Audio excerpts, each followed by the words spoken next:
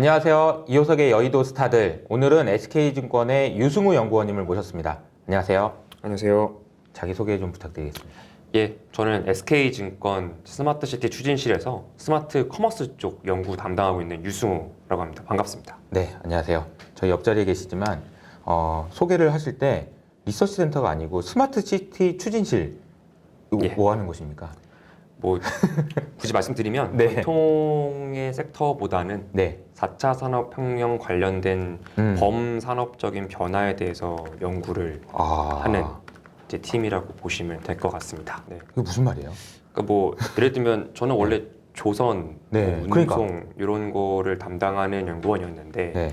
이제 그걸 넘나들겠다는 의미고요. 아, 단순히 넘나드는 게 아니라 조금 더 이 산업혁명의 트렌드 속에서 네. 각 산업들이 어떻게 변하고 있는가 한 한 섹터에 국한하지 않고 네. 이제 범산업적으로 연구를 하겠다라는 맥락에서 이제 범산업이라는 표현을 그렇군요. 좀 드렸습니다. 범산업적 넘나들겠다라는 표현은 뭔가 뺏어 오겠다는 아니, 느낌 아니, 같기도 아니, 하고 노 패스요? 아니면 그렇지만 어쨌든 뭔가 내 영역을 계속해서 뭐라고 해야 되나 뭐 범위를 넓겠다 네. 지경이 넓어진다 뭐 이런 개념. 그러니까 처음에 뵀을 때는 조선 그죠 운송 네. 이런 쪽 담당을 하셨는데 최근에는 유통도 같이 보시고 계신 것 같고 네. 그리고 범위가 제가 알기로 쿠팡에 대해서 이렇게 집요하게 이렇게 집요하게 이렇게 판 사람이 있나 싶을 정도로 오래 보셨어요, 그죠?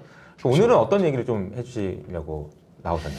뭐 시작은 쿠팡 이야기로 시작이 됩니다. 네네. 근데 제가 뭐 맨날 쿠팡이 어떻습니다 이렇게 말씀을 반복적으로 드리는 건 역시도 상당히 좀 피로감을 드릴 수가 있기 때문에 관련해서 이 쿠팡이 지금 발을 뻗어내고 있는 이 영역들에 걸쳐 있는 전통적인 산업의 변화까지 아우르는 내용을 좀 말씀을 드리고자 하고 오늘의 아무래도 주된 내용은 네. 이 전통적으로 편의점이라는 업태를 영위하고 있었던 기업들에 대한 이야기가 주가 될 것 같습니다. 네, 그러면 한번 시작해 볼까요? 네. 뭐부터 얘기할까요? 네, 지금 화면에 보시는 이제 요 그림이 시작인데 네. 뭐 쿠팡 뭐 편의점 말씀드렸지만은 뭐 시작은 또 아마존입니다. 아마존. 네. 아마존 쿠팡이 얘기를- 아마존 퀴즈니까. 그렇죠. 아마존부터 시작해야죠. 네, 아마존을 아빠부터. 따라하고 있는 이제 상황이었는데 그 요 왼쪽 그림 봐주시면 네. 이게 미국 아마존닷컴 그러니까 이제 뭐 다른 나라 아마존닷컴이 아니고요. 네, 미국 네. 아마존닷컴에서 거래 금액 기준으로 10,000명의 셀러들을 줄을 쭉 세워 봤을 때 요 중국인 셀러가 차지하는 포션이 보시는 것처럼 절반에 이르고 셀러라는 게 무슨 말이에요? 뭐 그러니까. 이커머스 플랫폼에서 아. 상품을 판매하는 판매자.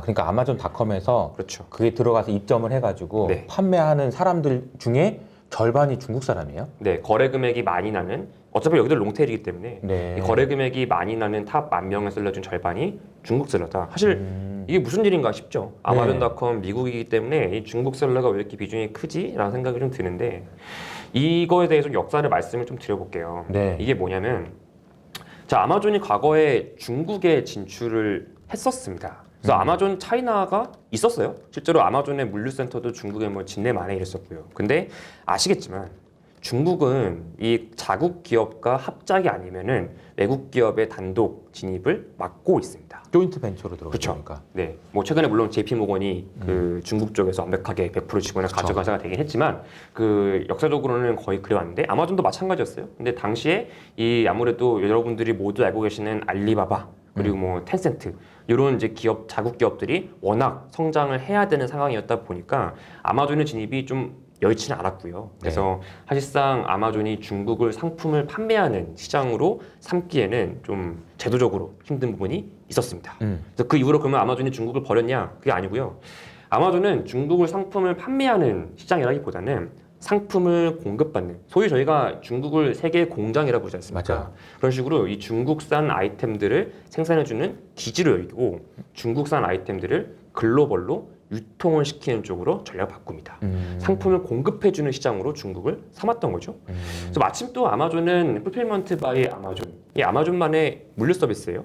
이 특히 매출의 규모가 작은 영세한 이커머스 셀러들을 위해서 물류비 절감을 도와주기 위한 아마존의 하나의 물류 프로그램이라고 보시면 되는데 풀필먼트에 대해서 조금만 설명해 주시면 좋을 것 같아요. 들으시는 분들을 위해서 네. 너무 중요한 개념이니까. 네. 뭐 사례로 말씀드리는 게 제일 나을 것 같습니다. 쉽게 이해하시려면. 네.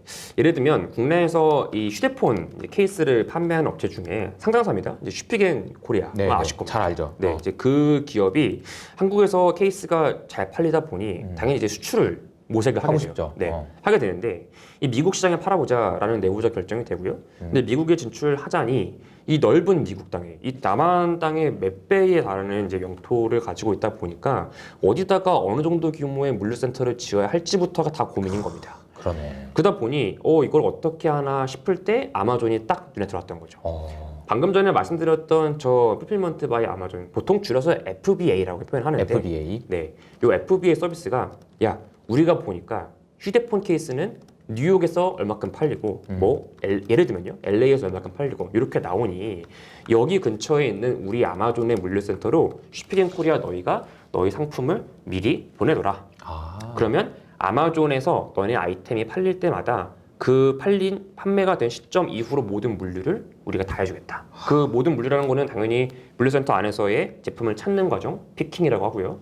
포장하는 과정, 패킹, 딜리버리까지 전부 다 아마존이 해주는 거고 그걸 저희가 FBA라고 부릅니다. 뭐 쉽게 말해서 아마존이 이미 구축해놓은 미국의 물류 인프라를 네. 공유를 해주는 개념으로, 거구나. 그러니까 그러네. 범공유 경제의 일환입니다. 그러네요. 네, 그런 맥락이라 이해하시면 되고, 그래서 이 슈피겐 코리아 입장에서는 소정의 FBA 수수료만으로 거대 아마존 물류 인프라를 한꺼번에 공유받을 수 있다는 이점이 있는 것이죠.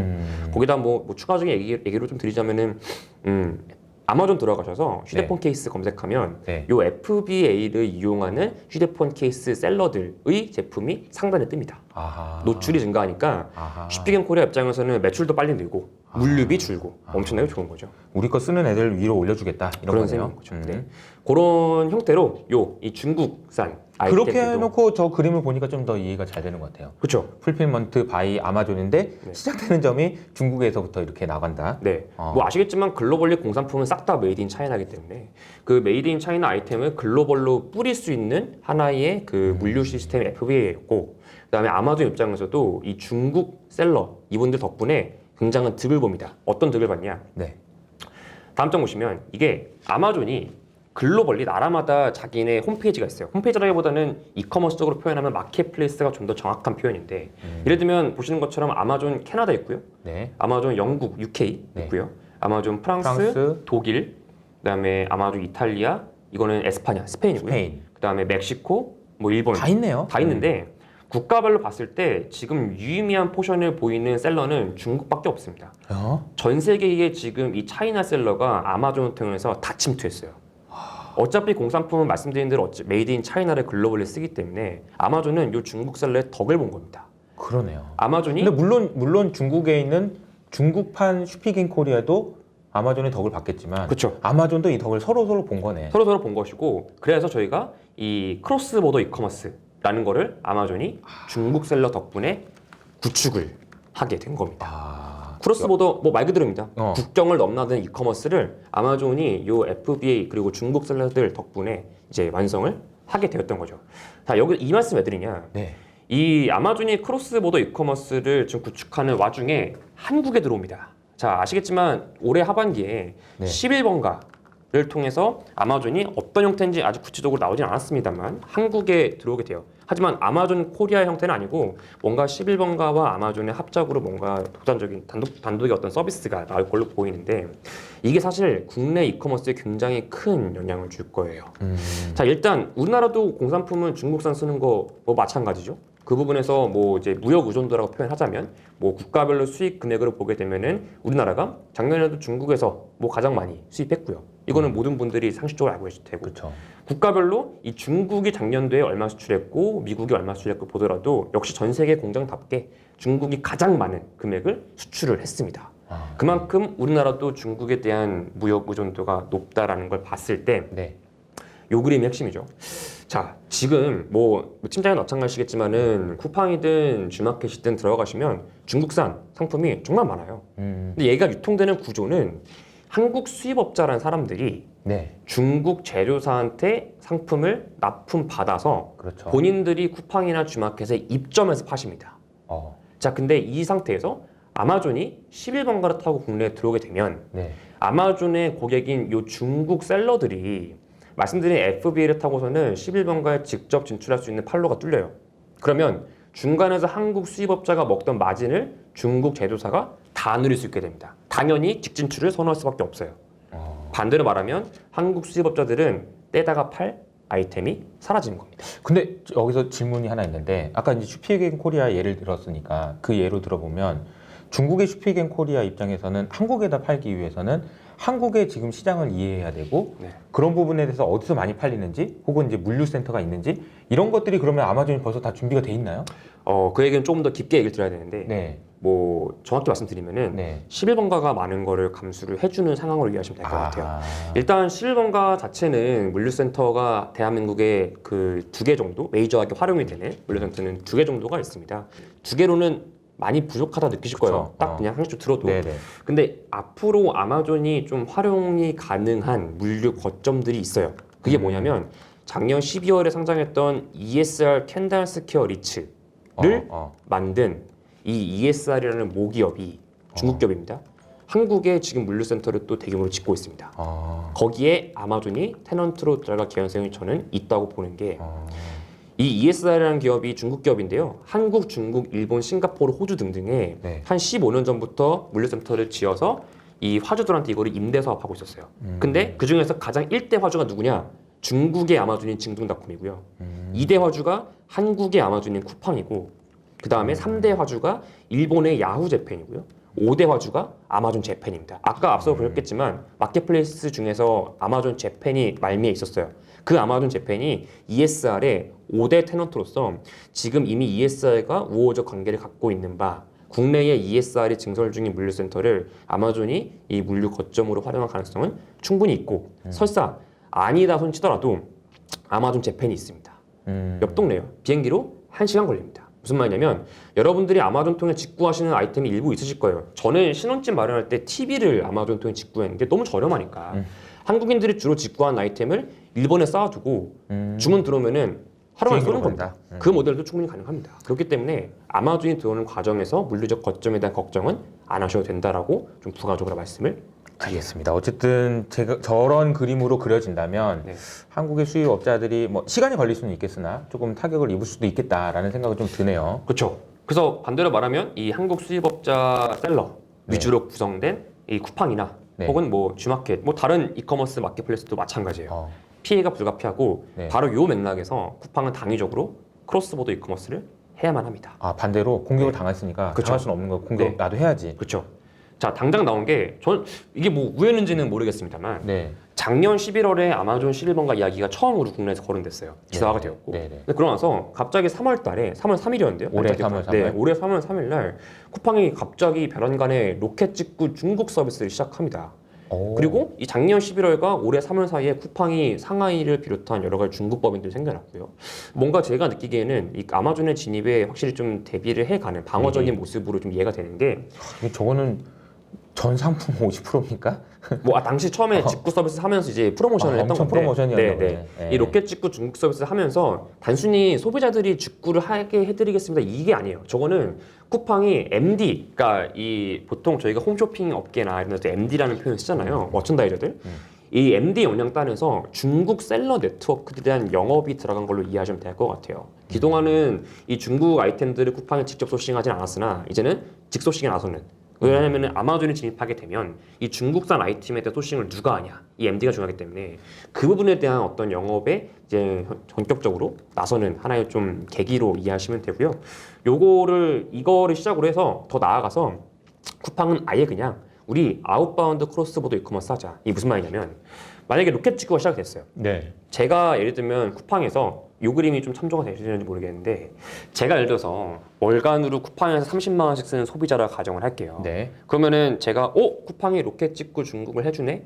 라고 한다 손 치더라도 제가 갑자기 50만 원 쓴 게 아닙니다. 제가 월급이 매달 오르는 게 아니다 보니까 그렇죠. 구매력은 한정돼 있죠. 네. 그러면은 로켓 직구 중국이 되면 기존의 국내 셀러 아이템을 30만 원씩 쓰다가 중국 직구로 일부 대체를 하고 제가 쓰는 소비 금액은 30만 원 고정이기 때문에 쿠팡 입장에선 전체 거래 금액은 동일한 거죠. 30만 원으로. 오히려 쿠팡 입장에서는 로켓 직구를 위해서 여러 가지 투자된 비용들 그런 비용만 나갔을 뿐 득될 게 없는 겁니다. 네. 그래서 이걸 하려면은 제대로 해야 돼요. 제대로 한다는 게 어떤 의미냐? 아웃바운드 크로스보더 이커머스. 즉 중국산 아이템을 한국뿐만 아니라 다른 나라에다 유통을 시켜서 해외 쪽에서 거래액을 모색을 해야 하는 거죠. 그러니까 싱가포르를 간다. 이런 얘기가 자연스럽게 나오는 겁니다. 이게 3월달 로켓 직구 이후에 그 4월달에 바로 나왔던 이야기고 싱가포르에서 지금 임직원 채용들을 뭐 단위가 수백 명입니다. 싱가포르 시장 하나가 아니고요. 동남아시아를 지금 다 타겟팅하는 저희가 헤드쿼터라 보시면 돼요.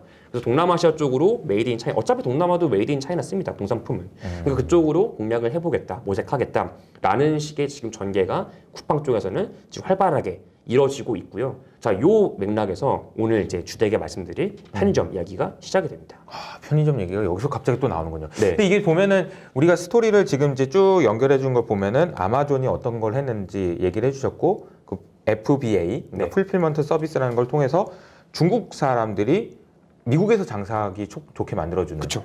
그렇게 해서 서로 도움을 받는 네. 그런 구조가 됐고 지금 이제 그 뒤에 나온 거는 쿠팡이 나도 이제 한다 이런 얘기까지 설명을 해주신 것 같습니다. 네. 그러면 이제 어디로 어떻게 편의점으로 어떻게 연결됩니까 이게? 네, 제가 흥미진진하네요 정말. 네. 제가 어떻게- 이제 싱가포르 얘기를 드렸는데 네. 싱가포르만 가는 게 아니죠. 나라는 많습니다. 지금 쿠팡이 지난 7월이었죠. 네. 일본과 대만으로 사업을 확장을 했어요. 그러니까 정확히 말씀드리면 일본과 대만에서 이미 쿠팡의 서비스가 시작됐습니다. 지난 7월 달에. 그러니까 해외 쪽에서의 거래 금액이 어떻게 보면은 이미 찍히기 시작을 한 거죠. 그래서 그런 면에서 명백히 이제는 빼도 박도 못하고 쿠팡은 크로스보더 이커머스 기업이 됐고요. 네. 근데 여기서 좀 보셔야 되는 거는 자, 사진 보시죠.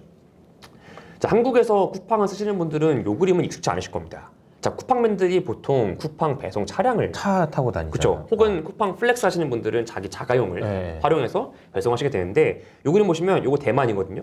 대만인데 이륜차, 자 오토바이로 이 쿠팡 가방 메고 온 사람들이 배송하고 있어요. 네. 이게 저희가 배달의 민족 비마트와 유사한 퀵커머스라고 표현하는 서비스입니다. 자, 연구님 죄송한데 네.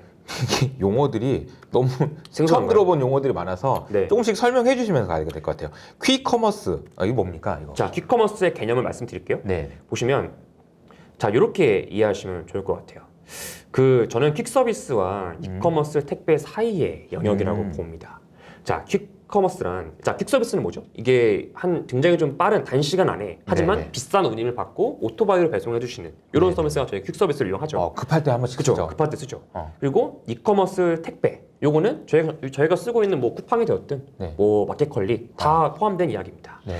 물론 마켓컬리, 쿠팡 등등이 배송을 요즘엔 빠르게 해주죠. 하지만 아무리 빨라도 퀵 서비스보다 빠르진 않습니다. 그렇겠죠. 그렇죠. 퀵 서비스는 말 그대로 빠르지만 비싸고 반대로 이커머스 택배는 느리지만 상대적으로 싸다. 저렴하다. 자, 양쪽의 장점만 조합한 겁니다. 퀵커머스 빠른데 저렴해요. 그게 어떻게 가능하지? 이게 어떻게 가능한 거냐? 공짜 점심은 없는데. 이 부분이 가능한 이유가 네. 이 물류의 답이 있습니다. 이게 예. 자, 이 그림 보시면은 네네네. 자, 제가 갈래를 세 가지로 일단 구분할게요. 전통, 전통. 이커머스. 뭐 전통과 이커머스란 말이 좀 어폐가 된 것 같긴 한데 네. 그거 쉽게 말해서 쿠팡이 아닌 이커머스라고 이해하시면 도움이 되실 것 같아요. 네. 그 이커머스들 같은 경우에 저희가 뭔가 주문을 하면은 그 상품을 판매하는 판매자, 저희가 셀러라고 아까부터 말씀을 드리고 있는데 셀러의 물류 창고로 택배사들, 그러니까 뭐 CJ 대한통운, 뭐 한진택배 그런 데서 가지러 갑니다. 픽업을 가요. 그러면 가지고 자기네들 서브터미널 그리고 허브터미널 다시 자기네 서브터미널 거쳐서 소비자한테 배송을 합니다. 뭔지 모르겠지만 복잡하네요. 복잡하죠. 그래서 이 상품의 이동 경로 관점에서 보게 되면은 판매자 물류 창고를 출발해서 쭉 돌아서 오니까 이틀 걸리는 거죠. 그러네요. 자, 쿠팡 이거를 절반으로 딱 자릅니다. 어떻게 하냐? 애초에 주문한 상품이 그냥 쿠팡 창고에 이미 재고로 들어와 있는 거죠. 이 모델을 저희가 사입 재고 혹은 직매입 비즈니스 모델이라고 표현하는데 이미 들어있다 보니까 주문 들어온 순간 바로 쏩니다. 그러면은 쿠팡 캠프, 뭐 택배사를 표현하면 서브터미널이라고 하는데 거쳐서 배송하니까 단일 배송이 가능해지는 것이고 이런 부분에서 우리가 쿠팡을 스마트 커머스라고도 일컫는 겁니다. 자, 그럼 퀵커머스는 뭐냐? 보시는 것처럼 이 물류 거점이 도심 외곽, 교외를 거쳐서 오게 되는데 이 퀵커머스는 애초에 물류 거점이 MFC라는 형태로 도심지 안에 그냥 이미 있습니다. 그러다 보니까 MFC가 뭐의 약자예요? 뒷장에 보여드릴 텐데 소규모 물류센터. 네, 마이크로 풀필먼트 센터입니다. 네, 그거를 줄여서 MFC라고 그렇군요. 이제 표현을 하는데요. 이러다 보니까 1시간 내로 주문한 배송이 오는 거죠. 자, 예를 들어 볼게요. 예를 들면 송파구민이 있어요. 이 사람이 송파구에 살고 있는 사람이 쿠팡에서 뭔가를 주문하세요. 그러면은 경기도 이천 덕평 물류센터에서 출발을 합니다. 상품이. 네. 출발해서 송파구 안에 있는 쿠팡 캠프에 상품이 들어와요. 거기서 쿠팡맨들 혹은 쿠팡 플렉스 드라이버분들이 집집마다 배송을 나가게 되죠. 근데 송파구민들은 이제는 좀 더 편해지신 게 송파구 안에 MFC가 곳곳에 구축이 되면서 어허. 쿠팡 이츠도 별도의 앱이 있잖아요. 이 네. 이츠 앱 안에 마트라는 기능이 있어요. 15분 내로 배송해 줍니다. 지금 잠실 헬리오시티 그런 네. 쪽은 요 쿠팡 이츠 마트가 MFC 베이스로 15분 내로 배송이 다 되고 있고요. 뭐 올림픽 아파트 이런 데도 좀 되고 있습니다. 근데 이게 점진적으로 워낙 크니까. 그쵸. 또, MFC를 곳곳에 박는 형태로 이 당일 배송보다 더 빠른 음. 서비스를 제공을 하고 있습니다. 여기 퀵커머스를 하고 사실은 국내에서 요 말씀드린 퀵커머스 개념을 처음으로 도입한 사업자는 쿠팡이 아니에요. 배달의 민족의 비마트입니다. 배민도 들어가시면 안에 비마트라는 탭이 별도로 있는데 그쵸. 그게 이제 요 쿠팡에츠 마트와 유사한 이제 컨셉이라 보시면 됩니다. 자, 근데 배달의 민족이 작년에 그 독일 기업에 팔렸죠. 네. 딜리버리 히어로에 팔리면서 이 딜리버리 히어로가 상장이 되어 있다 보니까 분기마다 IR 머티리얼을 통해서 뭐 매출액이 얼마 이걸 이제 다 알려주게 됐어요. 그런데 이 오른쪽 그림 보시면 이 우아한 형제들, 이게 이제 배달의 민족의 일하는 서비스를 하는 모 회사인데 얘네 비마트 작년에 거래 금액이 요거 이제 100만 유로인데요. 하나로는 1,450억 원 수준이었어요. 사실 작은 겁니다. 네네. 우리나라가 연간으로 이커머스 규모가 160조 원이 작년 기준 넘었기 때문에 그거에 비하면은 1,450억 원이면은 작죠. 얼마 안 되죠. 그렇죠, 얼마 안 되죠. 근데 그 전년도 대비의 어떤 그로스로 보면은 폭발적이었고 이게 이제 배달의 민족 비마트랑 말씀드렸던 쿠팡에츠 마트 등등이 경쟁을 하면서 시장이 이제 좀 태동하는 네. 그런 상황으로 이해를 하시면 됩니다. 근데 이렇게 뭐 시장이 뭐 태동을 합니다라고 말씀만 드릴 거였으면은 이 오늘 자리에 나오지도 않았고요. 네. 이 조금 더 내용 말씀드릴 거는 이거예요. 요 퀵커머스라는 것이 성공하기 위한 조건이 뭔지를 말씀을 드리고 네. 그래서 국내 퀵커머스 사업자들 중에 요 조건을 두루두루 충족하는 누구며 그래서 앞으로 어떤 기업의 어떤 서비스가 대장 서비스가 될 것이다 이런 쪽을 좀 가늠을 네네. 해보고자 하는데요. 자, 그림 보시면 이게 뭐냐면 아까 잠깐 말씀드렸던 배달의 민족을 인수한 딜리버리 히어로 얘네의 IR북 거를 한 장을 제가 뜯어왔습니다. 보시면 얘네가 이 퀵커머스라는 거를 정의를 시도합니다. 자, 얘네에 따르면 퀵커머스는 3세대 커머스예요.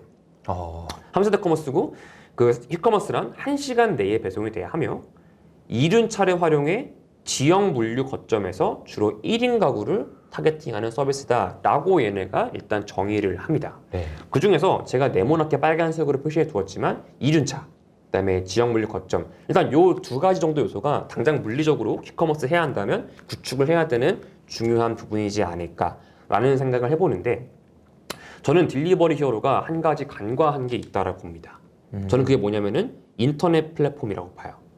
자, 이게 무슨 말이냐? 자, 오른쪽 그림 보시죠.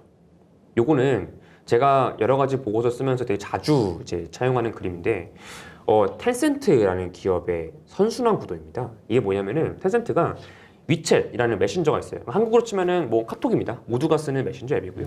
여기 안에다가 앱 속의 앱 형태로 징둥닷컴, 핀더더라는 서비스를 탑재를 시킵니다. 참고로 네. 징둥닷컴과 핀더더는 모조리 텐센트의 이커머스 서비스의 하나의 갈래인데 이 두 서비스를 앱 안에다가 마치 카카오톡 안에 또 더보기 탭이 있듯이 탑재를 시키는 거예요. 별도의 앱 다운로드나 회원가입 필요 없습니다. 그냥 더보기로. 그쵸. 그냥 쓰시면 되고요. 여기다가 이 경쟁사인 알리바바의 뭐 타오바오몰이나 티몰은 안 넣었어요. 안 넣고 이 위챗 페이로 결제를 유도하게 됩니다.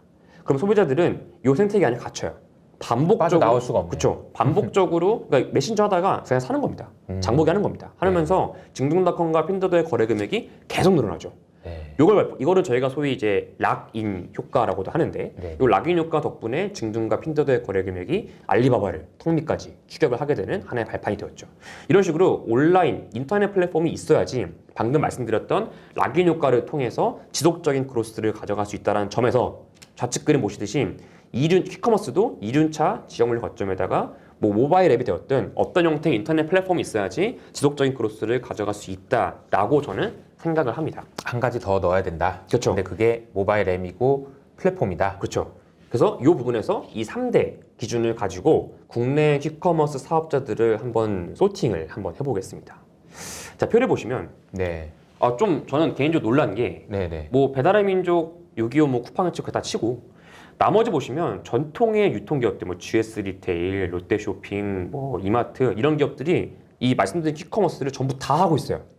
이 GS 리테일은 우딜 아마 뭐 처음 들어보시는 앱일 못 텐데 들어본 것 저 같아요. 앱입니다. 저 앱이고요. 그렇군요. 만들어서 바로고라 멕시코리아라는 배달 대행사 그 오토바이 이륜차 라이더들을 데리고 있는 배달 대행사죠.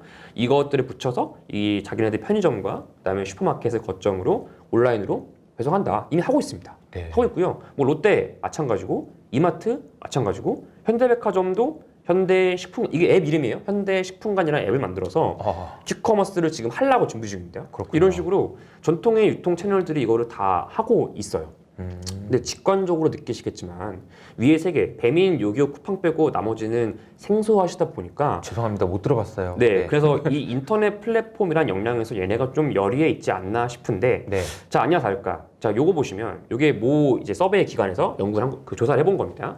알고 있는 음식 배달 앱 서비스가 뭐가 있나요? 라고 그 질문을 해봤더니 네, 질문해봤더니 배민, 뭐 요기요, 쿠팡이츠 뭐다 거의 다 아세요. 아시는데 하위 랭크에 방금 전에 보셨던 뭐 우딜, 뭐 현대 식품관 이런 거 아예 없어요. 그만큼 이 인터넷 플랫폼이라는 부분에 대해서는 확실히 전통의 유통 채널이 상대적으로 좀 열의에 있다라고 판단이 일단 되는데요. 네. 자, 두 번째 기준 이륜차 보시죠. 이륜차는 뭐 대부분이 바로고 뭐 메시코리아 뭐 이런 배달 대행사들이랑 이미 좀 계약 관계를 맺어가고 있어요. 이 부분에서 어떻게 보면은 뭐 좀 다들 대동소이한 것 같네 이런 생각이 좀 얼핏 듭니다. 네. 자, 여기서 이걸 보셔야 됩니다. 사실 좀 어쩔 수 없는 게 우리나라에서 저 보시는 배민 요기요라는 음식 배달 앱이 처음 나온 뒤에 국내 음식 배달 문화가 엄청 빨리 확산되었죠. 원래는 지금 전화기로 이제 뭐 중국집이나 뭐 피자, 치킨 요 정도를 배달해 먹다가 요 앱들이 나오면서 배달을 시켜 먹을 수 없다라고 생각했던 음식들이 다 배달됩니다, 이제. 그러니까요. 네, 그렇게 되면서 이 식당들에서 이런 몰려오는 온라인 주문이 직접 고용한 오토바이 라이더로는 감당이 안 되는 거죠. 자연스럽게 배달 대행사, 그러니까 뭐 바로고, 뭐 부릉, 생각대로 이런 서비스가 나오면서 이륜차 라이더를 데리고 요 온라인 음식 배달을 지금 대신해주는 말 그대로 대행해주는 일이 넘쳐나니까 이제 그렇죠. 대응을 해주는 거죠. 네, 생각이 된 겁니다. 그래서 이 전국적으로 이륜차 라이더들이 요 바로고 부릉 생각대로와 같은 대표적인 서비스들에 이미 좀 뭐라고 표현해야 될지 모르겠는데 좀 바인딩이 돼 있다 보니까 퀵커머스 사업을 후행적으로 하려는 사업자들 입장에서는 이 배달 대행사들이랑 계약을 맺는 것 말곤 이륜차 라이더를 확보할 수 있는 뾰족한 수가 없었던 거죠. 그렇군요. 그러다 보니까 요 대부분의 퀵커머스 사업자들이 요 업체들과 좀 계약을 맺는 그런 모습을 보여주고 있는데요. 자, 자세히 보면 다릅니다. 다음 장 보시면 이게 말씀드렸던 배달 대행 3사의 매출과 영업이익을 이제 비교를 한 겁니다. 네네. 이 생각대로를 서비스하는 회사 이름이 인성데이터예요. 네. 그리고 바로고 그다음에 부릉을 서비스하는 기업 이름이 메시코리아인데 자 보시면 이 메시코리아가 유독 좀 매출이 큽니다. 이 이유는 제가 다음 장에 좀 별도로 말씀을 드리도록 하고 중요한 건 이 주주 구성이에요. 요거 보시면 이 방금 전에 말씀드렸던 메시코리아 요거 지금 GS 리테일이 19.53% 들고 있어요. 최근에 추가 투자 받아서 약간 희석이 됐는데 네. 이 GS 리테일이 지금 굉장히 좀 메이저한 홀더로 지금 이제 자리 잡고 있고요. 바로고 같은 경우는 딜리버리 히어로 코리아 이게 이제 저희가 주로 사용하는 요기요라는 서비스를 하는 기업입니다. 얘네가 바로고 지분 들고 있어요. 저는요 단순히 앞서 표에서 보셨던 것처럼 계약을 맺고 있다 이런 것보다 지분을 가지고 있다는 거는 조금 차원이 다른 것 같아요. 왜냐하면 수직 계열화 가능성이 있기 때문입니다. 수직 계열화. 네. 근데 또 네이버가 또 걸리네요. 또 네이버가 하나씩 있네. 네, 네이버가 좀 무섭죠. 있고. 인성 데이터도 있고요. 인성 데이터도 있고. 여기 메시코리아도 지금 들고 있습니다. 그러니까 언제 저걸 또 이렇게 그렇죠. 그죠? 네, 활용할 수 있는 여지는 항상 이제 열어둔 열어두고 거잖아요. 있는 거기 때문에 그 부분도 네이버에 대해서는 항상 좀 이렇게 염두에 두셔야 되는 부분인데 네네. 그 방금 말씀드렸던 수직 계열화 관련해서 요 그림이 좀 중요합니다. 자, 이 메시코리아 지분이 GS 리테일한테 있다 말씀드렸는데 네. 원래는 GS 리테일이 아니었어요. 원래는 GS 홈쇼핑 거였습니다. 메시코리아가. 그렇죠. 근데 최근에 GS 홈쇼핑이 이 GS 리테일로 합병이 합병됐잖아. 됐죠. 합병이 되면서 자연스럽게 지분이 그냥 이관이 그러네요. 된 겁니다. 네. 이관되면서 이 GS 리테일과 GS 홈쇼핑이 이 양사 합병 관련된 물류통합 전략을 발표를 하는데 네. 이거 뭐 제가 만든 표 아니고요. 이거 GS 리테일이 제공한 자료인데요. 네. 여기에 따르면은 보시죠. GS25 편의점, 그다음에 GS 더 프레시, 요거 이제 슈퍼마켓이에요. 네. 대형마트보다는 작지만 편의점보다는 큰 그 정도의 이제 점포인 건데 이 두 개 합쳐서 대략 전국적으로 15,000개 정도의 점포가 있어요. 여기에다가 붉은색으로 표시해놨죠. 메시코리아의 부릉이라는 이륜차 라이딩 서비스를 통해서 온라인 배송을 하겠다. 이거 이미 지금 수직 계열화가 지금 암시가 되어 있어요. 저는 이게 이 메시코리아 지분을 들고 있는 게 가치를 상당히 좀 인정을 해줘야 된다는 게 이 맥락에서 좀 말씀을 드리고 싶은 게 있고. 수직 계열화라는 게 네. 어디랑 어디랑 이렇게 수직 계열화 한다는 거예요? 말하자면 네. 이 메시코리아에 지금 포함되어 있는 라이더들께서 네. GS25 편의점이 되었든 GS 더 프레시 마켓이 되었든 거기서 배송을 전담하게 되는 거예요. 그것도 이제 네. 한다. 네. 아직 확정된 건 없습니다. 근데 그렇게 될 가능성이 좀 있다. 있는 것이고 이 GS 리테일 측에서 물류통합 전략이라고 공식 입장을 표명한 것이기 때문에 그럴 가능성을 열어두고 좀 상당히 보셔야 된다는 좀 말씀을 좀 드리고자 하는 겁니다. 네. 그리고 이 부분에서 아까 전에 메시코리아가 이 생각대로 혹은 바로고보다 매출이 크다 말씀드렸는데 자, 큰 게 이 얘네가 메시코리아가 주문 건수가 더 많아서가 아니에요. 주문 건수는 오히려 바로고가 제일 크고요. 네. 그다음 생각대로 그다음 얘입니다. 그래서 메시코리아가 오히려 주문 건수는 3대 업체 중에는 제일 적은데 매출이 그냥 밸류체인이 커요. 자, 저희가 그 소비자가 음식 배달 앱에서 뭔가 시켰어요. 뭐 짜장면을 시켰습니다. 그러면은 그 돈이 어떻게 흘러가나 머니플로우를 한번 볼게요. 일단 배달 앱으로 갑니다. 그럼 배민 요기요가 자기들 수수료를 딱 뗍니다. 떼고 나서 이 식당들한테 나머지 금액을 대충 얼마나 정산을 돼요? 하게 됩니다. 수수료요? 혹시 아세요? 이게 그 식당 하시는 분들이 선택할 수가 있어요. 아, 네, 그러니까 이게 건건이 수수료를 낼 거냐, 아니면 고정으로 얼마 내놓고 요거 이상에 대해 이런 식으로 이제 선택할 수 있어가지고. 되게 저걸 저도 맨날 사용해서 이제 섞어 먹으면서도 이게 어떻게 이게 가능한 거지 막 그러면서 제가 궁금하긴 하더라고요. 네네. 도대체 내가 낸 돈이 어디서 누구한테 이게 떨어진다 그렇죠. 이런 생각이 많이 들고 네. 이게 이제 뭐 잠깐 이제 말씀 이제 많이 하셨으니까 제가 이제 지금 들어오면서 제가 느꼈던 거는 저 메시코리아 그리고 바로고 생각대로 저런 이륜차 회사들이 되게 우리가 보기에는 이제 지나가다 이제 한 번씩 보는 정도 이런 느낌이긴 한데 점점 더 많이 중요해지나 봐요, 엄청. 굉장히 중요해지고요. 네. 그 조금 더 크게 이야기를 좀 드려보면은 네. 사실 제가 쿠팡을 연구한 지가 이제 만으로 3년이 다 돼가는데 지난 3년 전만 하더라도 제가 쿠팡에 대해서 말씀을 드리면 아니 이틀 기다리면 오는데 뭐하러 당일 배송을 하냐 그렇지. 이런 얘기가 정말 많았습니다. 그럼요. 근데 지금 지나고 보니까 쿠팡 다 쓰세요. 그러니까 이게 사람들이 한번 빠른 배송에 소비자들이 좀 경험을 해보시고 나면은 이틀 3일 배송이 굉장히 느리다라고 체감을 하시게 됩니다. 네. 자, 퀵커머스 마찬가지예요. 자, 퀵커머스 구현되면서 쿠팡이 15분 내로 배송해준다. 이게 사람 경험하게 되면은 쿠팡의 당일 배송도 이제는 상대적으로 느린 배송 되는 겁니다. 그래서 앞으로 이 퀵커머스 쪽으로 전체적인 이커머스의 마켓이 잠식되는 과정을 보실 거예요.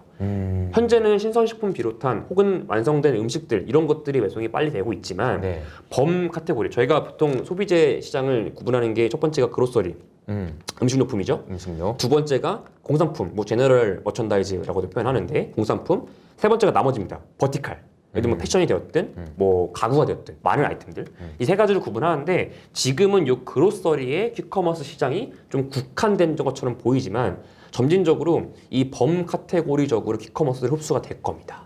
그 맥락에서 요 이륜차라는 그거 하기 위해서는 이륜차가 반드시 필요한. 그렇죠. 빠르게 배송하려면은 필요할 수밖에 없는 부분이 그렇군요. 되는 거죠. 근데 들으면서 제가 드는 느낌은 뭐랄까 소비자 입장에서는 너무 좋은데 네. 저 사업을 하시는 분들 입장에서는 진짜 힘들겠다. 땅 파서 야, 장사. 그거 해가지고 이거 해가지고 지금 새벽 배송 요새는 또 새벽 배송이잖아. 네. 야 그거 해도 만족을 못 하겠니? 그럼 이렇게까지 해줘야 되냐? 내가 이런 느낌이어가지고 네. 힘드시겠습니다 정말. 근데 그분들이 하시는 게 어떻게 보면 이제 제가 매크로를 보면서 이렇게 느끼는 거는 저분들이 만들어주는 어떤 디플레이션 압력 덕분에 지금 돈이 너무 많이 풀리고 있어도 인플레가 안 오고 막아주는 것도 분명히 있는 거거든요. 그래서 이게 세상이 이런 식으로 돌아가는구나. 점점 더 저분들이 만들어가는 세상이 또 우리한테 어떤 영향을 주는지 그리고 저 안에서 이제 내용들이 좀 더 이제 자세하게 좀 설명을 해주시면 좋을 것 같아요. 예, 그래서 이러한 맥락에서 지금 결국에는 이 매식코리아가 이 매식코리아 뭐 생각대로 바르고 얘에 대해서 얘기를 좀 드리다가 네. 잠깐 다른 얘기를 드렸는데 네.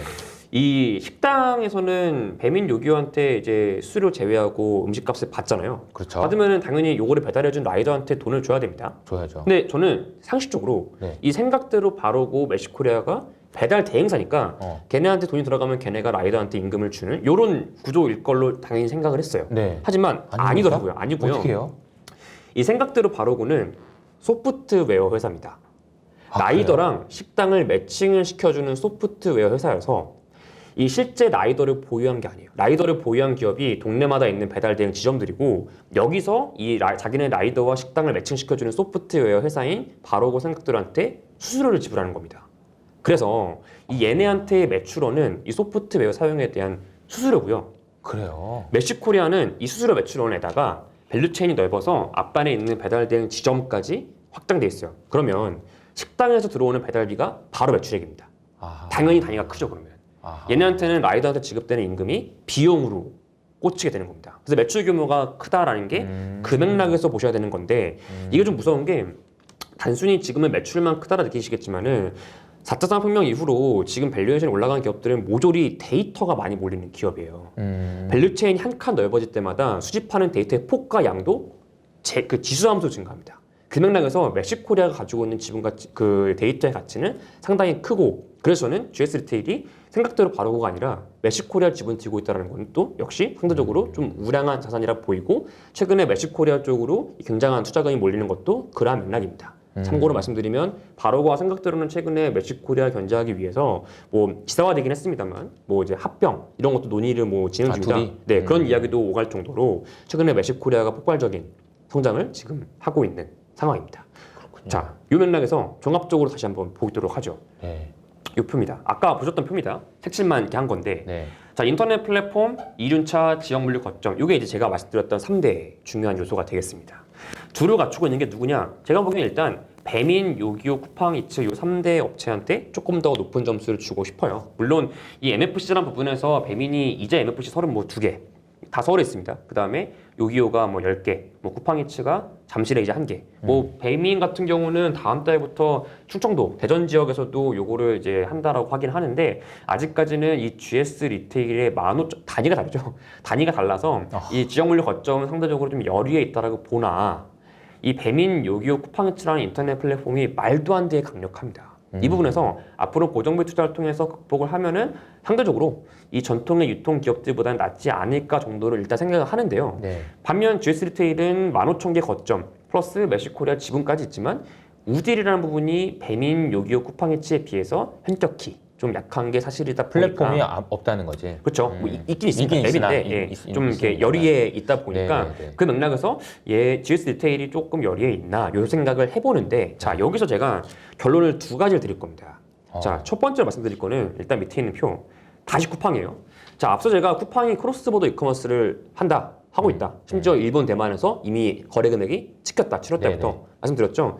빼박 이커머스입니다. 크로스보더 이커머스입니다. 네. 그러면 해외 유수의 크로스보더 이커머스 기업들과 어깨를 나란히 하는 게 왜 이상한지 모르겠습니다. 저는 그래서 이 테이블을 보여드리는 게 전 세계적으로 요 CBEC가 뭐 제가 그냥 임의로 줄임말입니다. 크로스 보더 이커머스가 너무 길어서 줄임말인데 CBEC 크로스 보더 이커머스를 하는 회사들. 그렇죠. 그게 이제 요 빨간색 이 네모 동그라미 해놓은 4개의 기업이에요. 아마존, 그다음에 동남아시아의 C그룹, 남미의 메르카도 리브레, 그다음에 중국 알리바바, 그다음에 이렇게 있는데 요 4개 기업 중에서 자 쿠팡처럼 로지스틱스 물류에 대한 투자를 헤비하게 가져간 애들은 알리바바를 제외한 3가지 기업이에요.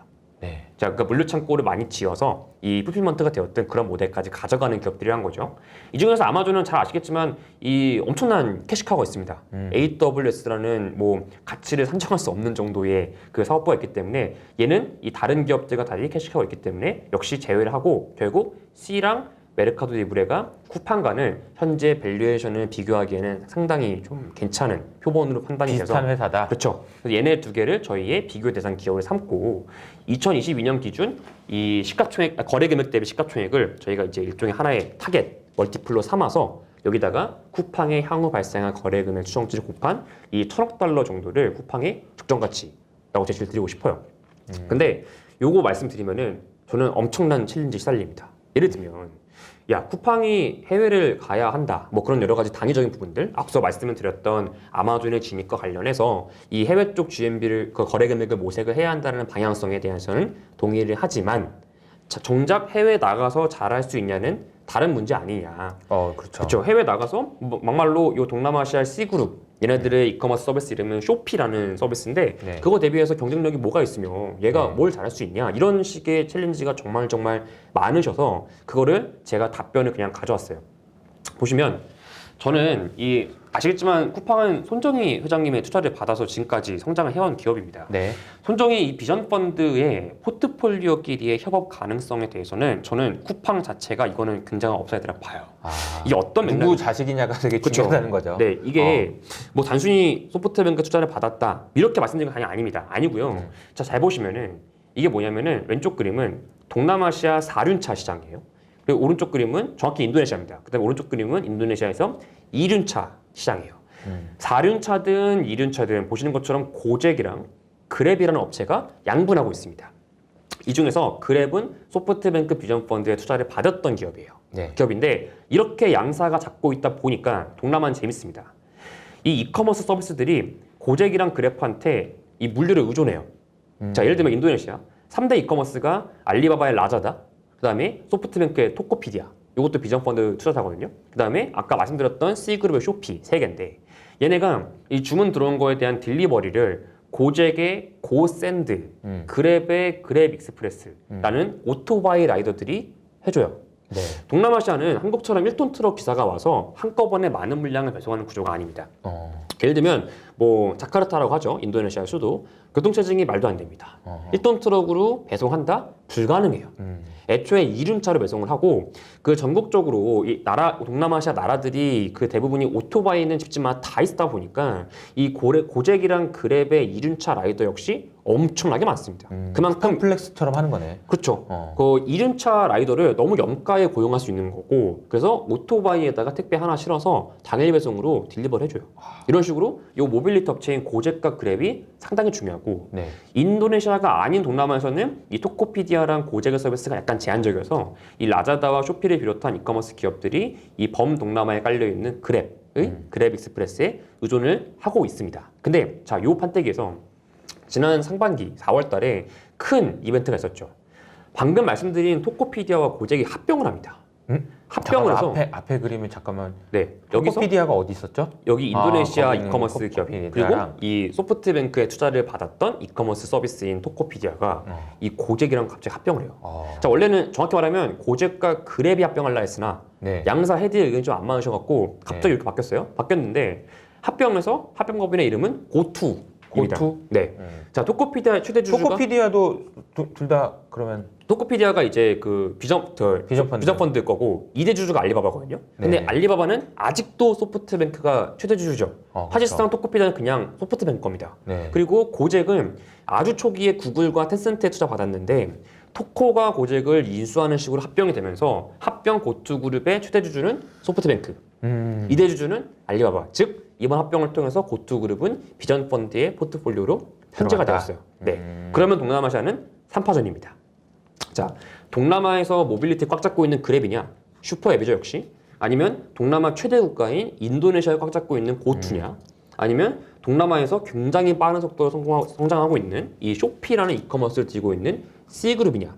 여기도 재밌는 게 그랩과 고투는 말씀드린 대로 결국에는 소프트뱅크 쪽이에요. 네. 근데 C그룹은 텐센트 투자받았기 때문에 텐센트 최대 주주가 누구죠? 아프리카의 소프트뱅크로 불리고 있는 네스퍼스죠. 네네. 이 네스퍼스의 이 프로서스라는 그러니까 소프트뱅크한테 비전 펀드가 있다면 네스퍼스는 이 프로서스가 있는데 펀드입니다. 거기에 투자를 받은 기업으로서 소프트뱅크와 네스퍼스의 구도가 이 동남아에서도 나오고 있다라고 참고로 좀 말씀을 드리고 여기서 요게 포인트입니다. 이게 라이드 쉐어링 앤 푸드 딜리버리인데요. 이게 지금 글로벌 컨설팅 업체에서 점수를 그냥 1, 0, 뭐 0점 이렇게 매긴 거예요. 근데 네. 이 그랩과 고투는 당연히 모빌리티 기업이니까 1이고요. 근데 그 C그룹이 0입니다. 왜 0이냐? 결국 쇼피가 라스트 마일 딜리버리 최종 배송을 아까 보신 것처럼 고잭과 이제는 고투죠. 고투와 요 그랩한테 의존하니까 이 C그룹의 쇼피라는 이커머스 플랫폼의 거래 금액의 앞으로 성장성에 의구심을 표한다라는 맥락이거든요. 이번에 고투가 출범하게 되면서 이 그랩과 고투, 동남아시아 모빌리티가 모조리 손정의 손에 들어가게 됨에 따라서 얘네는 모빌리티가 없는 겁니다. 그 부분에서 이 고투의 출범 자체가 C그룹한테는 상당한 위험률이 악재다. 예, 평가받고 있는 거죠. 이 맥락에서 반대로 쿠팡한테 저기 0.5점도 있네. 페이먼트를 안 해서 0.5점 마이너스인가 보다. 네, 지금 C그룹이 사실 이제 C머니라는 C그룹이 사업부 3개예요. 하나가 게임 개발하는 가레나. 네. 한국으로 치면은 이제 뭐 넥슨처럼 현지 퍼블리싱 업체고요. 두 번째가 아까 말씀드린 쇼피, 세 번째가 C머니인데 C머니가 약간 이 열의에 있다. 네, 왜냐면은 그랩이랑 고잭이 워낙 슈퍼앱이어서 네. 고잭의 고페이, 그랩의 그랩페이 정확히는 오버라는 서비스인데 하여튼 그 서비스들 대비해서는 조금 열의에 있죠. 야, 근데 제가 이런 거를 어떻게 하는 거예요? 이게 지금 보면은 굉장히 이제 왜냐면 이제 들으시는 분들에 따라서는 이제 개인 투자자분들 많이 들으시는데 저도 그렇지만 처음 들어본 얘기 되게 많을 것 같고 근데 사실 인도네시아에서 그 시장 인도네시아를 포함한 동남아 시장에서 누가 헤게모니를 잡느냐 이거 굉장히 지금 우리가 보이지 않는 세상이지만 네. 굉장히 치열하잖아요. 네, 치열하죠. 그 뭐 진짜 이런 부분들이 물밑에서 일어나고 있는데 그 안에 이제 참 이런 변화들이 있군요. 막 이런 네. 생각이 들으면서 들립니다. 네. 네. 어쨌든 네. 네. 그런 상황에서 이 판때기가 쿠팡한테는 어떻게 적용되나 네, 그게 그러니까 그게 중요하겠죠. 궁금한 네. 거죠. 보시게 되면은 저는 이 그림이 되게 중요해 보여요. 이게 손정희 씨죠? 네. 이 손정희의 이 아시아에 있는 주요 이 사람 포트폴리오예요. 놀랍죠? 어떤 식으로든 네. 뭔가 피가 섞인. 그쵸, 피가 섞인 건데, 자, 이 사람의 투자 스타일, 지금 과거에 제가 손정희 회장님의 비전 펀드를 연구하면서 네. 손정희의 투자 철학을 좀 공부했었는데, 네, 네. 정정약 7투라고 이제 한자로 표현하시더라고요. 뭐라고요? 손자병범에 나오는 표현인데, 정약 7투라고 해서 그 쉽게 말하면 점유율 70% 이상 다 가져가는 걸 목표로 한다는 겁니다. 그 말인즉슨 그 특정 산업에서 그 여기 산업의 어떤 성장성이 뚜렷하게 나올 거라는 컨벡션이 들면은 경쟁보다는 합종 연행으로 다 같이 다 먹자 이 얘기예요. 자, 놀라운 게 방금 말씀드렸던 고투그룹 이게 토코피디아 인도네시아 그 이커머스 서비스고요. 인도네시아 아시겠지만 동남아 최대 국가입니다. 네. 그리고 여기서 고잭은 그 인도네시아에서 최강 모빌리티 앱이고 아까 말씀드렸던 고잭의 고페이가 또 인도네시아를 그랩과 양분하고 있어요. 페이먼트, 그러니까 핀테크도 먹고 있다는 점에서 이 양사를 합쳐서 고잭은 원래 손정희 돈이 1원도 안 섞였는데 합쳐서 경쟁하지 말고 동남아 최대 국가인 인니를 다 먹자라는 취지로 출범했고 그리고 지난 3월 달에 아시겠지만 이거 무섭죠? 일본도 GDP 대비해서 이커머스의 규모가 엄청 작습니다. 상당히 좀 문화적으로 그런 점도 있지만은 맞아요. 그런 맥락에서 그 경제 대국인데도 불구하고 이커머스 침투율이 지금 낮은 아직도 싱글디짓인데 그래서 일본도 앞으로 전자상거래 시장이 커질 거는 자명한 사실이에요. 그 부분에서 이 간편결제 시장에서 자웅을 다루고 있는 라인페이와 손정희 야후재팬의 페이페이는 싸우지 말고 합치자라는 취지로 지난 3월 1일자로 일본에서 라인과 야후재팬이 합병했죠. Z홀딩스로 출범했습니다. 그렇죠. 그것보다 이전에 순차공유시장 손정희가 물론 지금 말도 많고 탈도 많습니다만 중국의 디디 추싱 네. 그 다음에 동남아시아 그랩 인도의 올라 러시아 얀덱스 브라질의 99 택시 이런 거 투자하면서 현지 우버 사업부와 경쟁하다가 현지 우버 법인을 다 인수하고 미국 본토까지 가서 우버를 통째로 삼키기 이릅니다. 지금 글로벌리 순차공유 플랫폼은 리프트를 제외하고 모조리 손정희 손에 다 들어갔어요. 이번에 고제까지 포함해서. 이 사람은 그로스가 명확한 마켓은 다 먹자주의입니다. 그러면 동남아시아 약간 네. 소름 돋았어요. 아니 뭐냐? 아니 다 먹겠다는 거야? 뭐 이런 느낌이고. 그러니까 사실 이거는 손정희 되게 전략이라는 게 되게 진짜 무섭구나. 수완이 좋다라고 그리고 이제 그랬을 네. 거 아니야. 가가지고 설득할 때 그냥 이렇게 하지 말고 우리끼리 협조해서 다 먹자. 네. 그러면서 이제 설득하는 거 아니에요. 네. 설득을 당하는 거고 그리고 이제. 그렇죠. 네. 그래 손정희 씨 말이 맞는 것 같은데요. 그냥 싸우지 말고 그냥 다 먹는 게 나을 것 같은데요. 모두 좋은 거죠. 네. 그 맥락에서 이게 저는 좀 더 소름이었던 게 이 동남아시아 국가들이거든요. 네네. 동남아시아가 메신저는 1등 메신저가 안타깝게도 페이스북의 마스앱입니다. 근데 네. 페이스북은 손정희 돈이 뭐 1원도 아니니까. 안 들어갔으니까 빼고 그 두 번째로 많이 쓰시는 앱이 네이버 라인이에요. 라인이고 그 다음이 커머스 쪽은 방금 보셨던 고투, 그 다음에 쿠팡, 그 다음에 알리바바의 부칼라팍. 요거는 인도네시아 서비스입니다. 네. 그 다음에 알리바바의 라자다. 그리고 알리바바 어차피 뭐 소프트뱅크 거니까 그리고 여기 다 있고 물류 쪽에 고투와 그랩, 페이먼트의 고페이와 아까 말씀드렸던 그랩페이, 뭐 오버 이런 것들 이런 부분에서 오히려 이 C그룹이 네. 고립이 되면서 도태가 되면 되었지 쿠팡이 도태가 될 가능성이 좀 만무하다고 봅니다. 저는 쿠팡의 1,000억 달러 밸류에이션 혹은 현지에서 얘네가 해외 쪽 거래금을 못 가져간다? 제가 제 상상인데 예를 들어 볼게요. 이 라인이라는 메신저가 있어요. 아까 네. 보셨던 게 위챗 안에 징둥닷컴, 핀더더 넣은 다음에 유채페이로 이제 선순환 구도를 만들었듯이 라인이 있습니다. 라인 안에 옆에다 이거 다 넣어요. 고투, 쿠팡, 부칼라팍 맞아 다 넣습니다. 배송 얘네가 다 해줘요. 페이 이걸로 해요. 이거면은 모든 걸 다 하는 겁니다, 그냥. 이 부분에서 저는 쿠팡이 도태가 될 가능성은 상당히 적다라 보고요. 근데 제가 이 표를 보면서 약간 좀 질문인데 잘 몰라서 고투 기업하고 쿠팡하고는 그 어떻게 차이가 나는 거예요? 그러니까 고투가 하는 거랑 쿠팡이 하는 거. 저 고투가 저기 같이 있어가지고 네. 물류에도 있고 커머스에도 있고 그래서 네. 왜냐하면 이 고투그룹은 지금 현지에서 아까 보셨던 이 고잭과 토코피디아 합병이다 보니까 네. 그러니까 굳이 표현하면 토코피디아는 아까 제가 여기서 보여드렸던 요 모델 그러니까 로지스틱스가 헤비하지 않은 라이트한 모델이 토코였습니다. 근데 고잭이 이 물류 서비스를 붙여주다 같이 보니까 하니까 합치면서 두 개 로지스틱스가 같이 들어간다는 헤비한 기업이 된 거구나. 거예요. 그렇구나. 그러면서 물류랑 커머스 다 들어가 있고 쿠팡은 현지 물류 인프라가 아직은 미비하기 때문에 네. 제가 커머스에만 넣어둔 겁니다. 아하. 네, 현재로서. 네, 네, 네. 네, 네. 그런 맥락으로 이해하시면 되고요. 저는 이 부분에서 쿠팡의 도태될 가능성을 좀 적게 본다. 근데 저는 이걸 보면서 저 그림이 되게 의미가 있는 것 같은데 각 국가별로 이 시장 그러니까 메신저, 서비스, 커머스, 물류, 페이 이게 다 연결돼 있는 거고 네. 저걸 다 잘하는 애들만 다 먹을 수 있는 건데 과연 이 쿠팡이나 라인이나 이런 회사들이 인도네시아에 진출해서 성공할 수 있는지 여부가 굉장히 중요하겠네요. 그렇죠. 이 구심점이 굉장히 중요할 텐데 그 구심점이 아무래도 현지에서 사업을 시작을 했던 뭐 고투나 아니면 이미 메신저로 좀 채택이 되고 있는 라인이 되었든 요런 이제 플랫폼들이 구심점이 되어서 같이 좀 가는 그림을 저는 이제 전망하고 있고 네. 뭐 조금 더 먼 미래 이야기일 수도 있는데 사실은 이거의 궁극점은 저는 이 동남아시아 지역에서 손정희 회장이 지금 벌이고 있는 수도이전 사업 같아요. 지금 자카르타를 이제 버리십니다. 인도네시아가. 뭐 명분은 가라앉는다.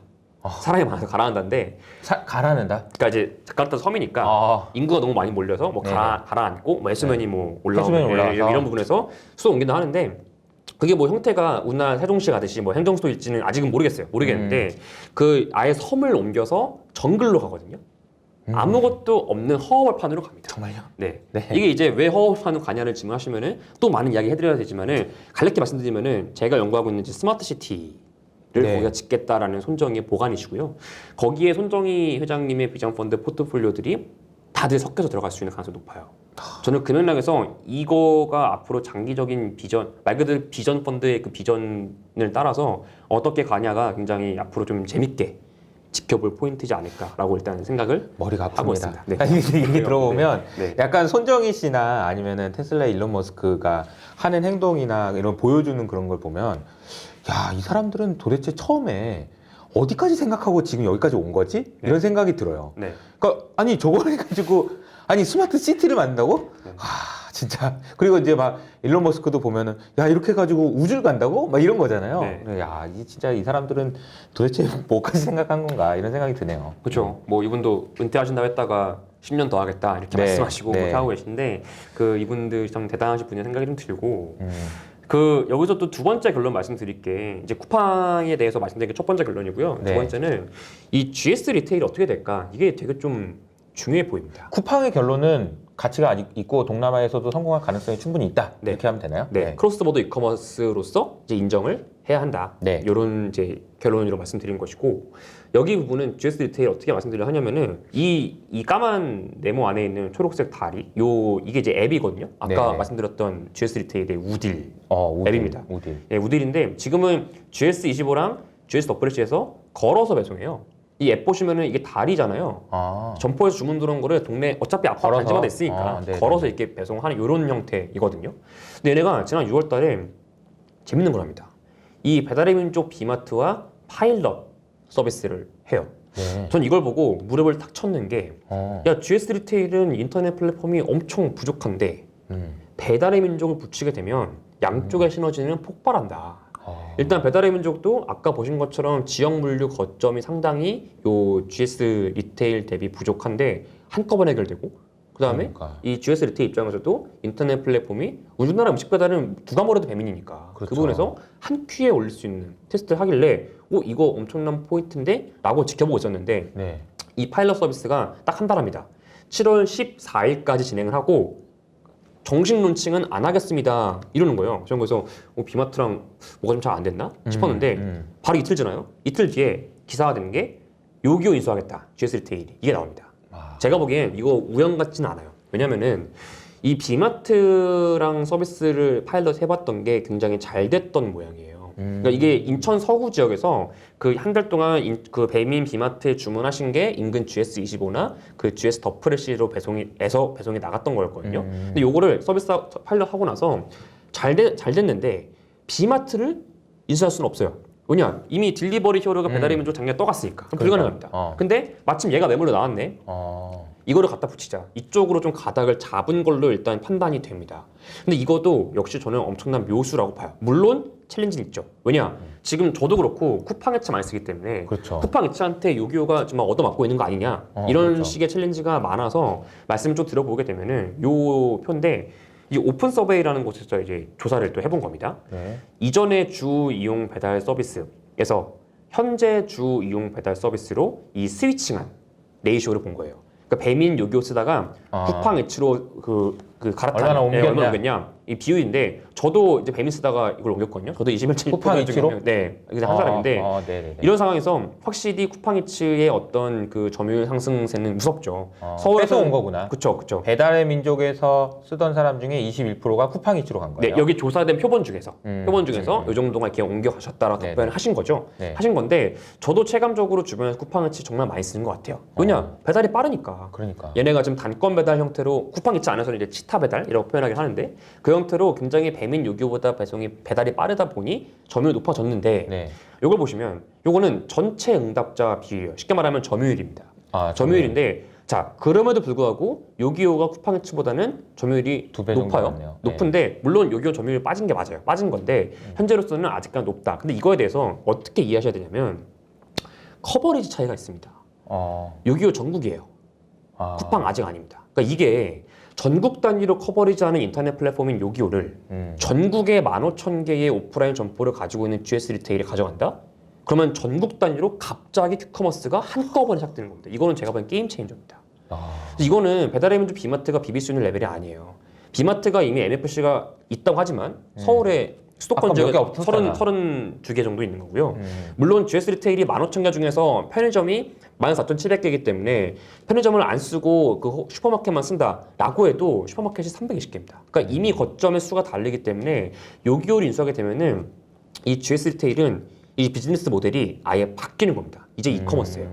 제가 보기엔 전통적인 유통 채널 기업들 중에서 유일하게 이런 비즈니스 모델에 대한 전향적인 고민을 하는 기업 같아요. 요기요 인수를 검토 중이라는 것 자체가. 잘 돼서 그런 거겠죠? 뭐 한번 경험을 해보고 좀 사견인데 이 GS 리테일이 투자해놓은 그 기업들 이런 이제 리스트 보면은 좀 놀란 게 약간 벤처 캐피탈 같아요. 그러니까 이제 뭐 어저께도 기사가 됐던 게 그 당근마켓 시리즈 D에 들어가셨어요. GS 리테일이. 그리고 최근에 또 펫프렌즈가 되었대요. 이런 이제 이 약간 좀 스타트업들 이쪽에다가 투자를 좀 많이 하시더라고요. 그래서 이번에 요기요 인수에 대해서 기사가 된 것도 그런 맥락으로 좀 저는 읽히고 있고, 그래서 이 퀵커머스 시장에서는 GS 리테일이 요기요를 인수한다라는 상황이 발생하게 되면은 요거는 좀 주의 깊게 보셔야 되는 이슈라고 판단이 좀 됩니다.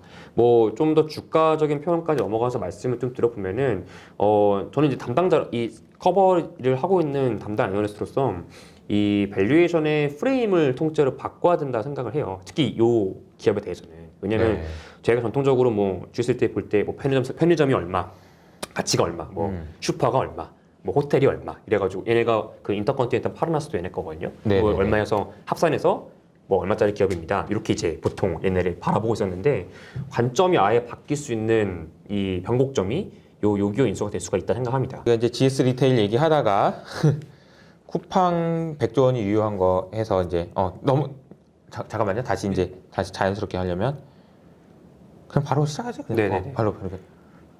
네, 이어서 좀 말씀드려보면은 네. 그 밸류에이션의 관점을 바꿔야 한다라는 게 어떤 맥락으로 말씀을 드린 거냐면 좀 전에 말씀드린 것처럼 저희는 뭐 GS 리테일을 편의점, 뭐 슈퍼 이런 식으로 나눠서 이제 보고 있었는데 그럴 필요 없다.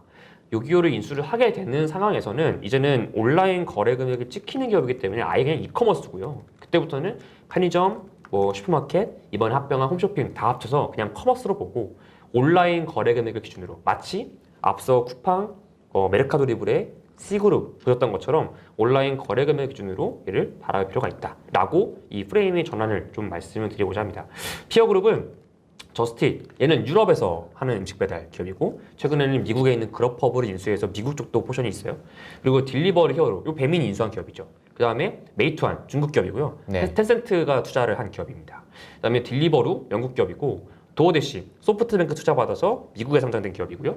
조마토, 인도 기업인데 역시 소뱅 투자받아서 인도에서 지금 상장되어 있는 기업. 스위기는 아직은 인도 기업이긴 한데 상장을 좀 안 했습니다. 그래서 이 중에서 저스트잇은 아직은 음식 배달 위주예요. 그러니까 아까 말씀드렸던 퀵커머스 쪽은 아직 없어요. 네. 얘는 피어에서 빼고요. 그다음에 이제 스위기도 상장 안 했기 때문에 좀 빼고 보자라고 하게 되면은 조마토 얘가 보시면은 주가가 미쳤어요. 왜냐면 얘가 3주 전에 상장했거든요.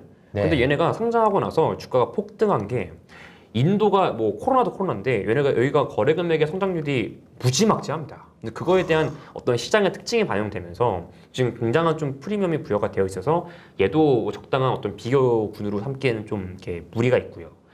도어대시 같은 경우도 약간 무리가 있는 게 얘 주가가 좀 떠 있어요. 왜냐면은 그 얘네가 비즈니스 모델을 바꿨어요.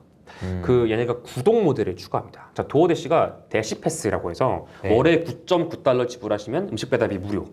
아. 이렇게 하게 되면서 점유율을 단번에 끌어올립니다. 덕분에 주가도 단번에 올라요. 이 부분 때문에 좀 프리미엄 섞여 있어가지고 얘도 비교군으로 보기에는 좀 어려운 부분이 있다 비싸다, 보니까. 너무. 네, 그래서 딜리버리 히어로, 이 메이투안, 딜리버루 요 세 개 정도를 우리 요 말씀드리고자 하는 GS 리테일 플러스 요기요에 대한 적정한 비교 그룹으로 보자. 그래서 얘네의 멀티플을 저희의 어떤 타겟으로 두고 이 GS 리테일과 DH 코리아 이게 요기요죠 뭐 요기요의 합산 거래 금액에다가 곱하는 방식으로 전체 커머스의 좀 가치를 한정을 제가 이제 이미 해본 겁니다. 근데 여기서 제가 이제 비관론 해놨는데 이게 뭐냐면은 요기요 거래 금액이 앞으로 2년 동안 고정. 그다음에 GS 리테일에 얘네도 내부적으로 뭐 인터넷 그 마켓플레이스가 있어요. 거기 거래 금액은 이 GS 리테일 측에서 이분들이 그 앞으로 추정해 놓은 그거를 이제 보수적으로 해놓으셨는데 그냥 그대로 반영했습니다. 합산 거래 금액 곱하는 식으로 해서 호텔 가치 더하고 나머지 지분 투자된 기업들 가치를 더하게 되면은 대략적으로 이 회사의 가치는 한 4.7조 원 정도 가치가 일단 나옵니다. 시총 기준. 근데 요거는 이제 말 그대로 비관론이고 이거를 만약에 낙관적으로 보자. 이 얘네가 합병을 해서 이 거래 금액의 성장률이 지난 3년 동안의 쿠팡의 거래 금액 성장률 평균의 절반만 간다. 라고만 봐도 이 기업 가치는 6.11조까지 나오고요. 이 두 개를 좀 평균해서 보게 되면은 대략적으로 5.38조 원 나옵니다. 그러니까 이게 뭐 가치가 얼마다 이것보다도 제가 말씀드리고자 하는 거는 요기요를 인수를 하게 되면 밸류에이션이 관점이 바뀌어야 된다. 이 전통적인 유통 채널로서 편의점의 어떤 그 업태를 가지고 있는 오프라인 편의점 기업으로서 바라보기보다는 관점의 변화가 필요한 이 이벤트가 될 수가 있다라는 점을 좀 말씀을 드리고 싶은 겁니다. 알겠습니다. 근데 이제 요 질문은 조금 약간 크리티컬한 질문일 수도 있지만 주변의 반응은 어때요? 네. 딱 일단 첫 마디는 제가 요 자료를 통해서 영업을 하게 되면은 일단은 처음 들어본다라는 이야기가 네네. 다 처음을 하시는 말씀이시죠. 일단 신선할 것 같아요. 왜냐하면 뭐 GS 리테일이나 뭐 보면은 편의점인데 약간 그리고 우리가 애널리스트 입장에서 밸류에이션이 바뀌어야 된다라는 얘기를 하는 거는 되게 어려운 일이잖아. 실적이 올라간 만큼 주가가 올라가야 된다라는 거는 뭐 그 실적 추정하는 거에 따라서 다른 거지만 근데 이 회사가 바뀌는 거기 때문에 밸류에이션을 바꿔야 됩니다라는 주장은 사실 그 하기 되게 어려운 주장이기도 하고 이렇게 오늘 뭐 1시간 동안 뭐 얘기한 것처럼 충분한 근거나 논리가 좀 있어야 되는 거잖아요. 그래서 이제 일단 처음 들어본다. 그리고 또 다른 반응은 좀 어때요? 이거를 하게 되면은 마치 앞서 쿠팡이라 했던 것처럼 이커머스로 봐야 한다는 게 역사적으로 전통의 유통 채널 기업들이 그렇게 어떤 변화를 통해서 실제 요즘에 이런 어닝을 기반으로 한 밸류에이션 모델이 적용이 안 되는 사례들, 그러니까 뭐 네. 쿠팡이나 이런 애들이 거래금액 가듯이 네. 이렇게 아예 리레이팅이 되는 경우가 있었냐? 그러니까 예. 열심히 했어 다들. 다 열심히 했죠. 다 다들 농구 뭐- 아닙니다. 어, 안 놀았고 이마트도 열심히 하고 뭣도 하고 막 그렇죠. 다 했어요. 근데 그런 챌린지 하셔서 얘에 대해서 제가 말씀드린 거는 얘는 달라요. 제가 이 3년 정도 이쪽 스마트 커머스 연구를 하면서 전통 유통 채널들에 대해서 단 한 차례도 좋게 보였던 적이 없었어요.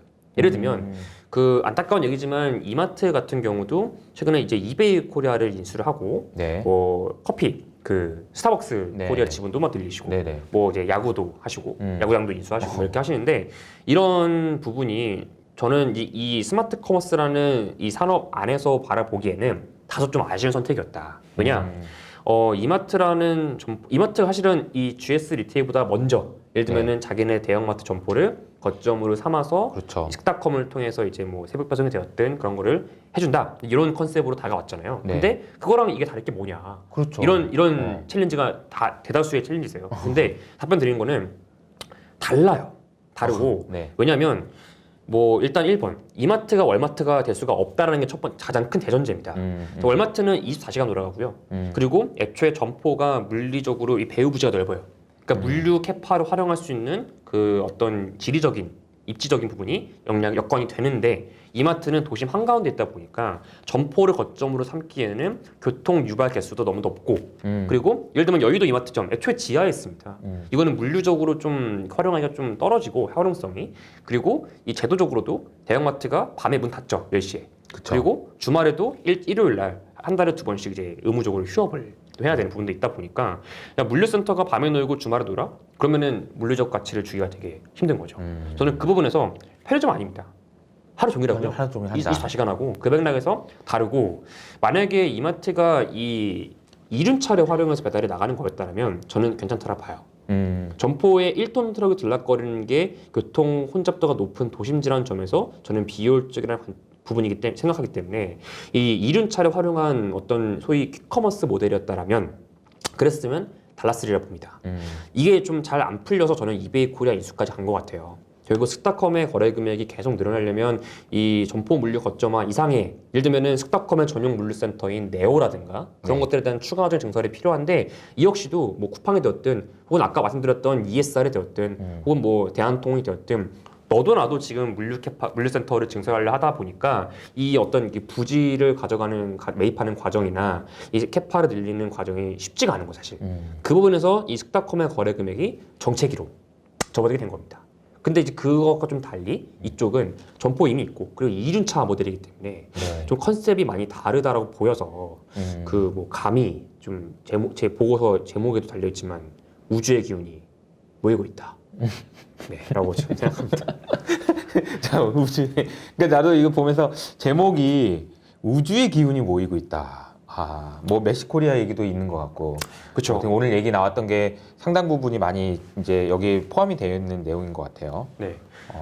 뭐 다른 것들도 우주의 기운이라고 말씀드릴 수 있는 게 너무나 많은데 이게 네. 진짜로 뭐 우연인지는 모르겠는데요. 네. 요기요가 매물로 나와서 지금 이렇게 뭐 매각이 되고 이런 과정 속에서 방금 전에 말씀드렸던 이베이 코리아 매각 타임라인이 겹쳤어요.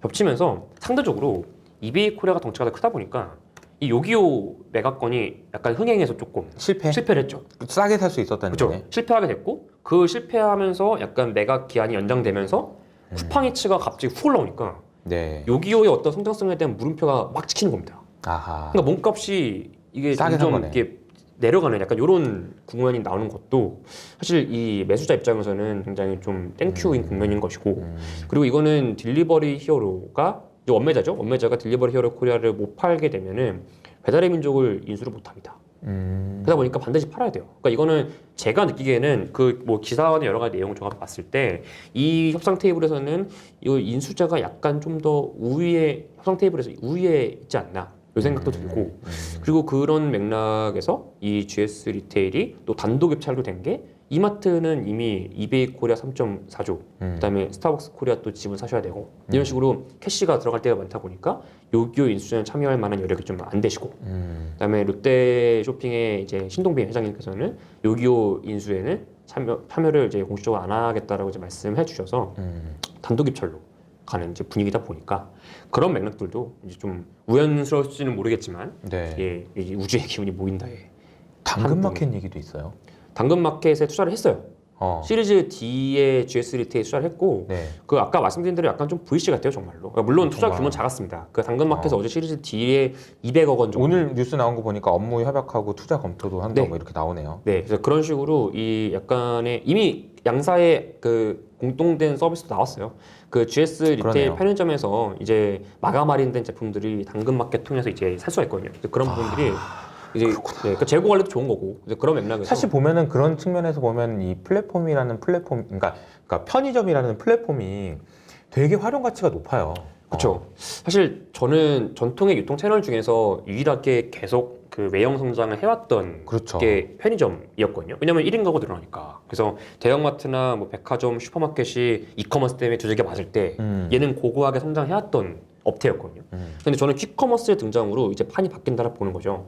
이 퀵커머스 편의점 정도의 어떤 품목들도 온라인 이커머스의 타격을 보게 되는데 여기서 그러면은 이 그냥 버틸 것이냐, 그 버티면 도태가 될 것이냐, 아니면 비즈니스 모델의 전향적인 전환을 통해서 이거를 대응해서 더 큰 그로스를 가져갈 것이냐. 네. 이게 이제 갈리는 시점이 다가오고 있는 거죠. 네. 너무 재밌었습니다. 아, 예, 감사합니다. 오늘 마무리가 거의 된 것 같고, 네. 그러니까 저희 뭐 거의 제 느낌은 뭐 1시간 정도 되는 시간 동안에 거의 뭐 대서사시를 본 느낌. 처음 시작은 아니 쿠팡으로 시작해가지고 4차 산업혁명 얘기 시작하더니 뭐 계속 얘기가 나와서 야 동남아시아 지역을 한번 쭉 돌고 다시 우리나라로 와가지고 우리나라에서 이제 결론적으로 GS 리테일이라는 회사가 어떻게 이런 식으로 변하고 있는데 나는 이렇게 생각한다는 거잖아요. 네. 근데 이제 물론 이게 시장에서 어느 정도 받아들여질지 네. 뭐 주가가 어떻게 화답을 할지는 잘 모르겠습니다만 굉장히 흥미로운 뭐 주제인 것 같고요. 네. 잘 될지 안 될지는 지켜보시죠. 한번. 예, 뭐- 컨빅션은 있는 거잖아요.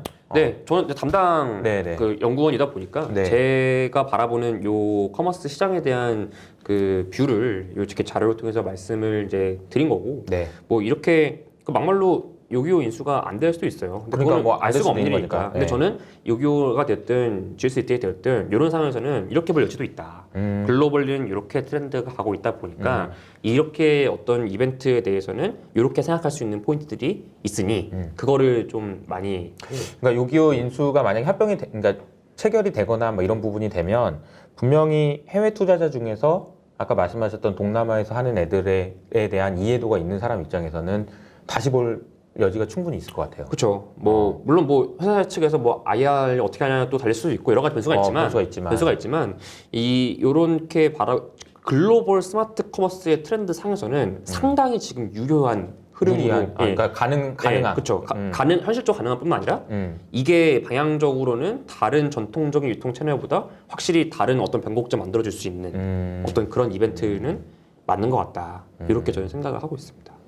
알겠습니다. 오늘 뭐 굉장히 자세하게 설명해 주셨는데 혹시 이제 마무리하면서 저희 이제 제가 이호섭의 그 여의도 스타들을 하면서요 그 굉장히 그 깊이 있게 들어가 보자 이런 얘기를 했지만 오늘 역대급으로 깊이 들어간 것 같고 너무 흥미로웠는데 마지막으로 이제 마무리하면서 이제 시청자분들한테 인사 한번 해주시죠. 네.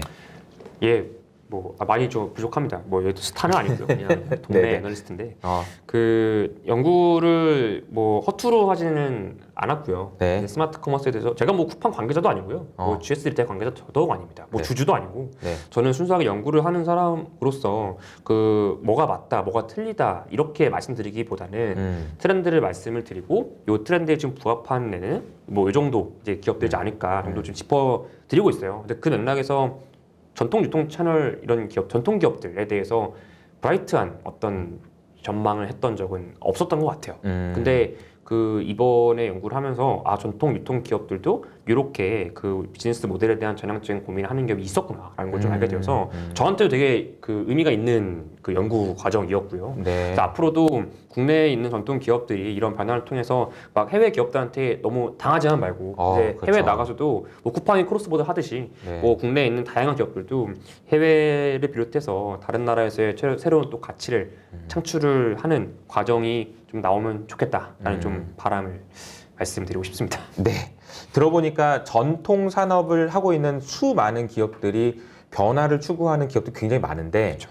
이게 GS 리테일이라는 회사가 이게 잘 될지 안 될지를 떠나서 이런 변화를 시도하는 시도 그리고 그것이 성공하는지 여부 이런 것들을 어떻게 어떤 관점에서 봐야 되는지에 대해서 굉장히 좋은 그 분석을 해주신 거라고 저는 생각을 합니다.